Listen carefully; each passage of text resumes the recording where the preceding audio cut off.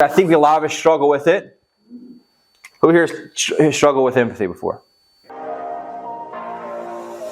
Hey, this is Blake Sloan. I've been selling real estate over 14 years. Our team of highly trained professionals, along with our unmatched marketing, has sold thousands of homes here in the Myrtle Beach area, and this is how we do it. It's much more difficult to get through to them, and so that means my empathy has to be what? Deeper and stronger. And so through this, we're going to talk about this thing, tactical empathy. And tactical empathy means what? Strategic empathy, meaning that I do the same exact thing every single time to try to find a way to connect with them, which allows me to be able to build empathy and they can feel me caring about them overall. Right? And again, one of the great books that talks about is Never Split the Difference with Chris Hill podcast about it. And really kind of just talk. There's two options that we have, right, with people. Anybody we talk to on the telephone, face to face, is number one, right? We can judge them, which a lot of us do. Or what? Deep empathy and understand. So many times in today's society, we're conditioned to do what? Judge them by what they look like, what they wear, what their lead source is, what they're driving, whatever it is, right? We have to find a way to make sure we're not in a place of judging, right? This is true with people on our team. This is true with clients that we have. Whatever it is, we have to get to this place, right, where we're not doing that. Because here's the deal. Who's been judged before? Right? How'd it feel? Give me some words. How'd it feel? Feel like shitty, right? Sucks. Could you tell when somebody was judging you? Did they tell you they were judging? No, they judged you and you felt it, and it felt shitty, right, was one of the words. And so many times we do it, we're judging them, and guess what? We think they don't know, but they know, and that's why they don't want to work with you. And it can be something so small, but I want you to take this to power of that question. Who here has felt judged? Yes, a few of you have, right? Said it felt shitty, and no one told you they were judging. They just did it, and you did what?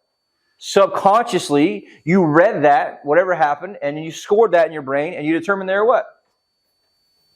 Judging you. We've been conditioned through strategy, I think, to be victims, right? Because a victim mentality can be controlled much easier than someone who's independent, right? So that's very important to look at overall in that scenario, right? And is it safe to say overall that judgment creates resistance?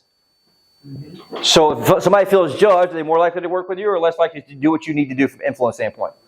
Less, right? And so all about sales and influence is about reducing what? Okay, another word I did. Resistance. Reducing resistance, right? So the resistance that I have overall is my job to reduce resistance in what? The transaction, right? So to remove resistance, we need to do what? Become more empathetic.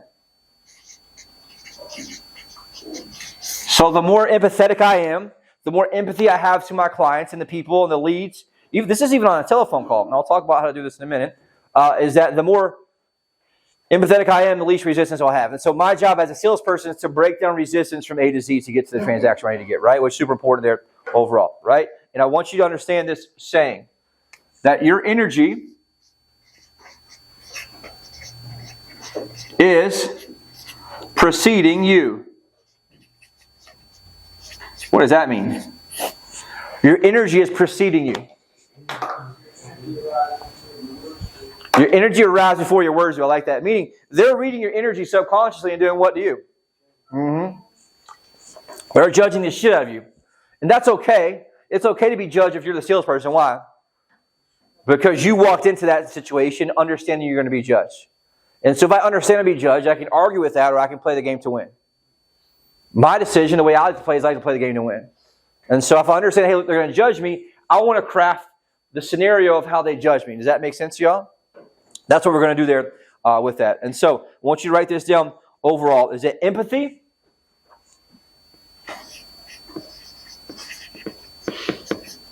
Equals influence. Period. Empathy equals influence. If you're struggling with people doing what you need to do or want them to do, it a lot of times comes to empathy. And you may have empathy. The problem is they can't what? Feel it. And so this is all psychological. Why is this? Because ultimately, your brain has one job. What's your brain's job? Process the information. Survive. The only goal of the brain, right, is to really, metaphorically, is to survive, right? Everything it does is to help you as a human, what? Survive. Your dog's brain, for one single purpose. Survive, right? And so, with that said, that's how it's evolved, right? Over many years and generations or whatever it is, right? And so that leads to a resistance because they're scared, right, of being hurt, of being screwed over, whatever it is, they're automatically going to be defensive. And so my job is to go deeper so I can reduce resistance and have more influence overall. And so here's an interesting thing I want you guys to take that just from a study, is that people are doing the best that they can in the moment with the skills and tools they have.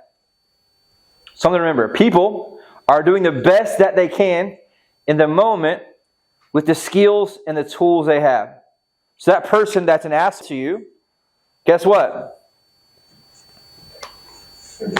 They're doing the best that they can in that moment with the skills and the tools they have. And so, whatever it is, but guess what? In their brain, they're doing the best they can in that moment with the skills and tools they have. And so if I understand empathy, and I have somebody who's, I like to say, just ignorant, especially in terms of real estate, if I can repeat that to myself, hey, look, this guy or this lady is doing the best that she can in the moment with the skills and tools that they have, I have more empathy. What can I say to myself? They don't understand and have the knowledge, right, and the skills and the tools that I have. And so my job is to slow down and give them some space so I can do what? Help them out and articulate a way for them to get to a better outcome. Versus being reactive to whatever they're doing, responsive. If they're coming at me and I just react, what happens to the situation? It gets worse, right? And so that's the problem with that, is most people just naturally react to whatever's going on, or their energy, the way they're speaking to you. And so I like to look at it and say, look, if they are doing that, I'm in a superior place in terms of psychology. I elevate and say, look, they're just in the place they're at because they don't have the skills and tools I do. And so my job is to understand where they're at, give them runway, and then articulate a way to get them where I need to go. You with me on this? And so how we do that is I want you to kind of just, and here's a part of that, change the way you look at things, and the things you look at change. It's very powerful to understand with that. And it's important, and there's a study that I was listening to, that they took kids in school, and they had two groups of schools. They had two groups. They had the Gifted and Talented program, which I think had like 40 or 50 kids in the study, right? And they were scored very well, right? Like the Pelican program, you guys remember that? Like they had Gifted and Talented, and they had the kids who were very, very bottom of the barrel in terms of their standardized test scores. With me on this? What they did in the study was they switched the two classes without the teachers knowing. They put the lower students, who were lower IQ, not as smart, into the class of the teachers who taught Gifted and Talented, did not tell them. They took the Gifted and Talented kids, put them in the lower classes with the teachers who thought they were teaching lower classes, right? They went through the entire process of the test, and guess what happened? It flipped, and the kids who were lower IQ, right, test-wise, beat the kids who were Gifted and Talented in the standardized test scores after that semester. Why? It's the product of your environment. They believed it, and the teachers who were teaching them believed that they were gifted and talented. So they treated them that way, and all of a sudden their ability and skill set to learn that test, or the standardized test, went up, and they actually did it. Why? Because why? The way they looked at things changed, which changed the way they saw the things they looked at, right? And so it's very, very important for us that it's just an understanding to look at people. And so I want to help you build the ability to have runway, right? I learned this from Gary a long time ago. He calls it an observer chooser, right? Where I can choose how I react to somebody, and I can sit back and observe to what's happening versus just being reactionary. So if I get somebody that is short to me, or they hang up on me, and if I react and fire back, right, which is my natural tendency, that's a lose-lose for both, right? But if I have the observer-chooser role, I slow down, I have space, I elevate above them. I realize, hey, look, they don't have the skills and tools that I have, and now I can find a way to win that in that scenario. Does that make sense? Very important piece there with that. I was talking to my buddy John, who's an agent in Connecticut, and somebody, a new guy, that he was in the business for 40 years, but he came to his team, and he was like a cold caller, and he would call like FSBOs and expired and stuff, and he called this builder who hung up on him that morning. And guess what he did? Called him back that same afternoon, booked the appointment, went met with him, spent an hour and a half talking with him about business, life, whatever it is, got 4 listings that day.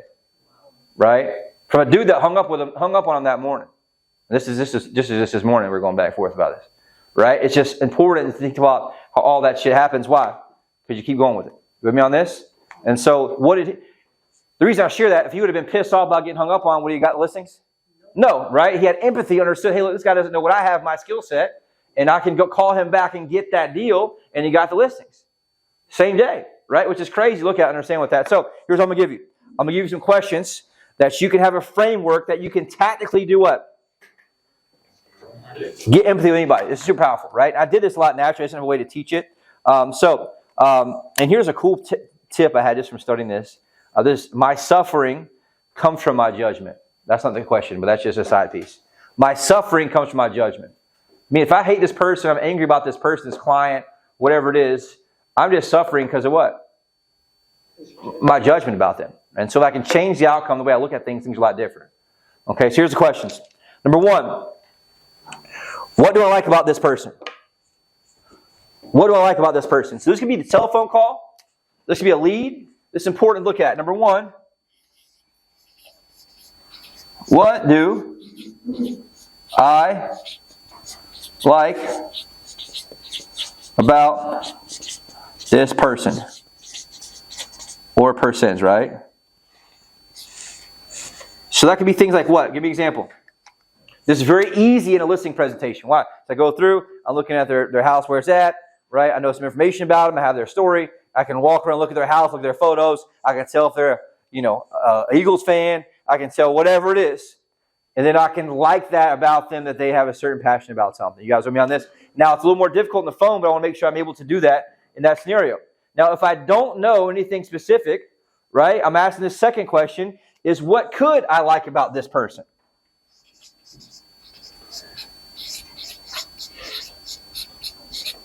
This is also another question. Question number 1. So, perfect example, they're a lead in my database, in my CRM, whatever it is, and I'm calling them, and they're from a certain state. What do I do? I always figure out what I like about that state, who I like about it. I'm very good about doing this with area codes. I know it based on area code, who it is, and I like that person. I can give you an example about Jason all the time, right? I just think about that. If they're 336 area code, I know it's Jason Greensboro area, good buddy of mine. And it's one of those things that, hey, look, I have instant connection and really empathy because they live in the same area my buddy Jason does. With me on this? If they're a Jersey person, and I think about my buddy Rob, hey, look, I like them. They're like Rob. My buddy Rob does very well there. I usually ask the question, they know Rob. Sometimes they say, yeah, boom, I have instant empathy with him. It's crazy, simple as shit. It's a hack to your brain. You with me on this? The only way to change the way your brain thinks is through what?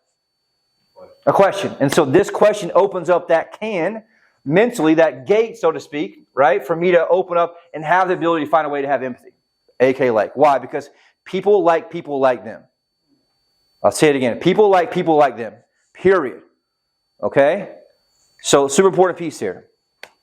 Like if you go to France and you meet somebody at a cafe from Myrtle Beach, South Carolina, what do you think? Awesome, dude. Yeah, right? But if you met them in Myrtle Beach, you wouldn't really give a shit about them. The problem was you were somewhere else and found somebody at the same place you were, you think they're cool as shit. Why? Because people like them. And it's just natural how humans are overall, right? Which is super important in that scenario. And here's another way you can do it, right? I have a couple examples I wrote down.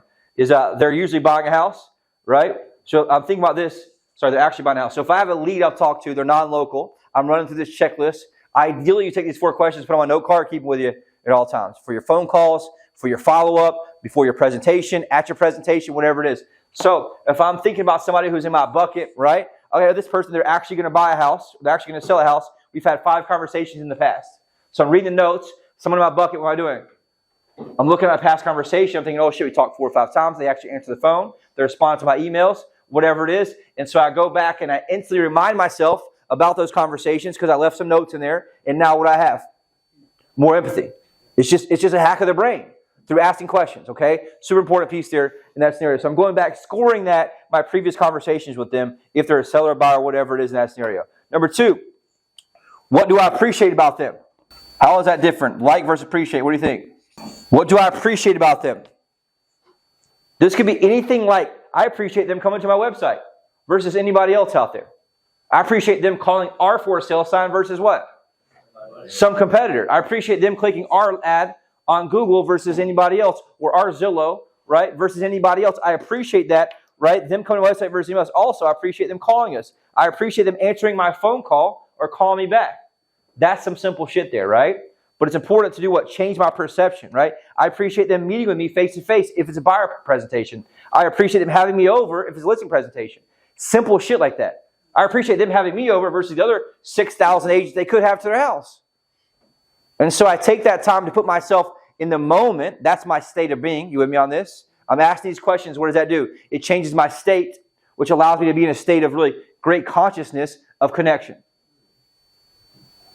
I'll say that again. I'm asking these questions to change my state and my consciousness of connection.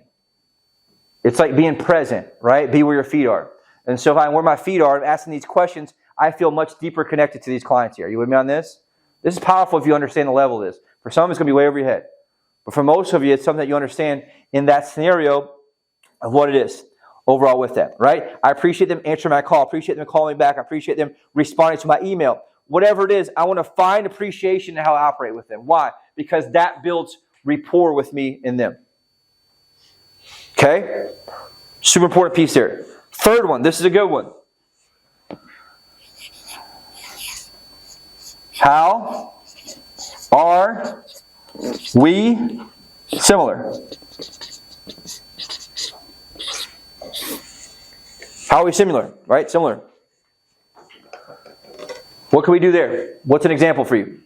I have a whole example, much of them I'll read to you, but what do you guys think? What do you think? What's a way?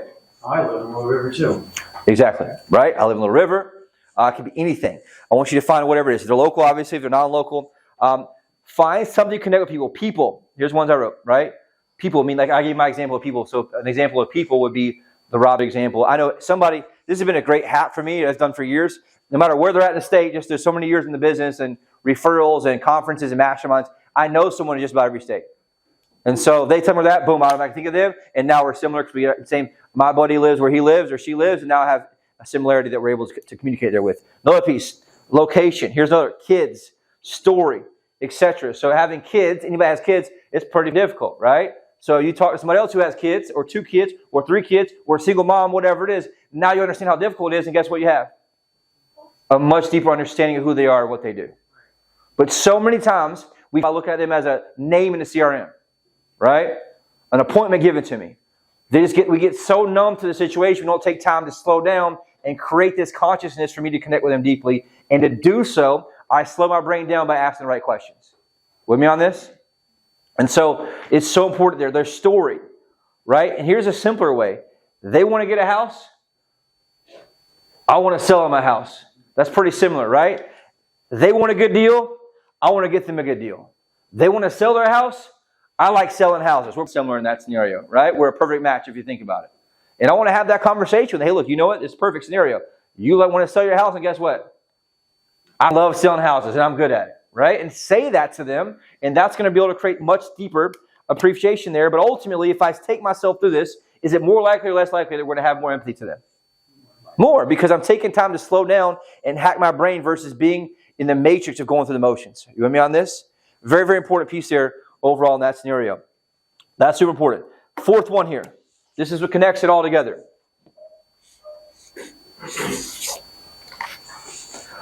What is their problem and how can I solve it? What is their problem and how can I solve it? So that would be examples of like what?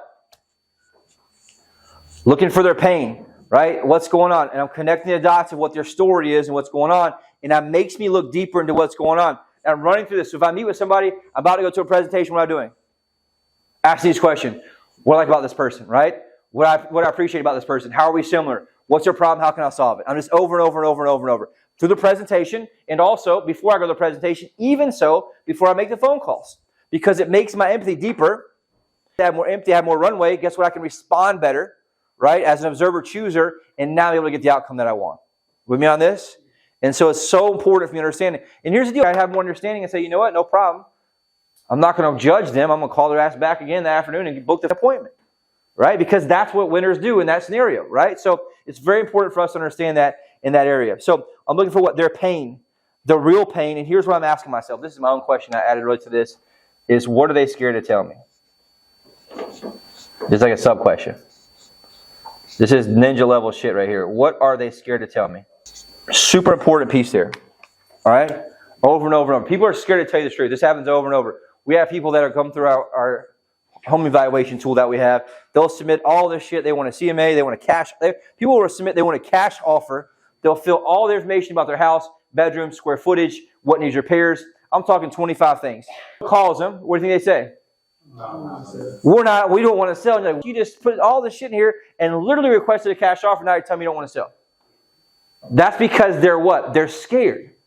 And you have to have empathy and rapport before they're ever going to share any of that shit with you. And so once you guys understand, you got to master this skill set as salespeople. It's just super, super, super important overall with that. And so I had some notes for myself just when I was going through all this and creating this. Is just use these before you're going on the presentation, in the presentation, before you call back a lead, right? Go through, you run through it, have a note card for it, right? What I like about this person, what I appreciate about this person, right? How are we similar in a way? This is a very easy hack right here. And what is the problem and how do I solve it? But here's the crazy part, right? When you change the way you think about people, the way you show up changes. When you change the way you think about people, the way you show up changes. Just like the teachers that showed up thinking the kids were gifted and talented, and they weren't, they showed up differently, which allowed the kids to do what? Excel at a much higher level. Super important piece to understand there with that, right? Because I ask different questions, I get a different response to my brain, and I therefore interact with them differently. Because I'm asking different questions, I get a different response to my brain, and therefore I interact with them differently, right? I relate to them differently versus just a name in my CRM or an appointment that was assigned to me. Are you with me on this? And so you want to watch your sales become a lot less resistant as I master this skill set here.